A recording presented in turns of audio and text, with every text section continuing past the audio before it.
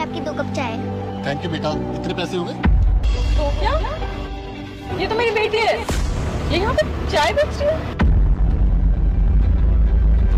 Thank you uncle. Shatakshi की बेटी कहाँ से आ गई? इसने मुझसे इतना बड़ा झूठ बोला। सोफिया, बेटा आप यहाँ पे क्या कर रहे हो?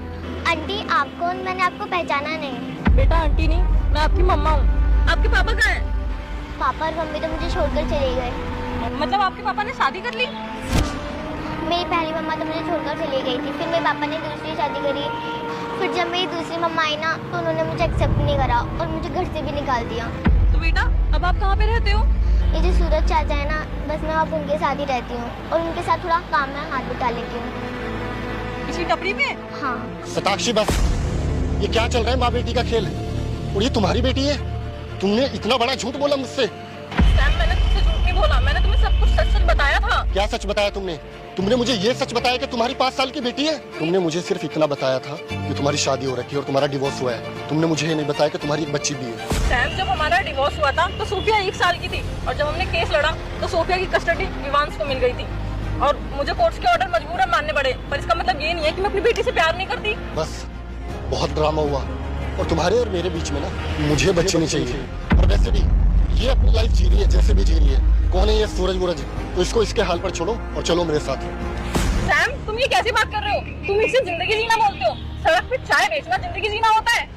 मुझे कुछ नहीं पता, ये मेरी अपनी बेटी है, कोई पराई बेटी नहीं है जो इसे मैं सड़क पे छोड़ दूं। मैं इसे अपने साथ रखूंगी, ये मेरे साथ ही रहेगी। तुम मुझसे प्यार करते थे ना और हम जल्दी शादी करने वाले थे।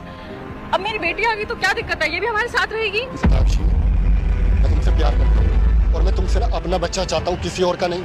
और ये किसी और की बच्ची है, मेरी और तुम्हारी नहीं। सैम, अब तुम्हारी मर्जी, ये मेरी अपनी बेटी है, मैं इसे नहीं छोड़ सकती, वो भी ऐसे सड़क पे। ये मेरे साथ ही रहेगी। अब तुम देख लो तुम्हें क्या करना है। अगर तुम्हें थोड़ी भी इंसानियत बाकी है तो सोच लो थोड़ा।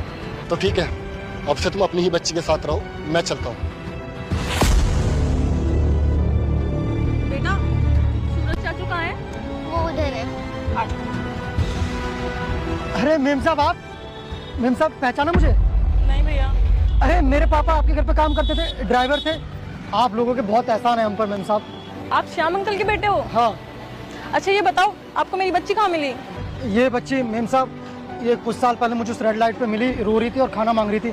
मैंने पूछा कि बेटा आप कहाँ रहते हो? इसने मुझे घर का एड्रेस बताया, तब मुझे मालूम हुआ कि आपकी बच्ची है।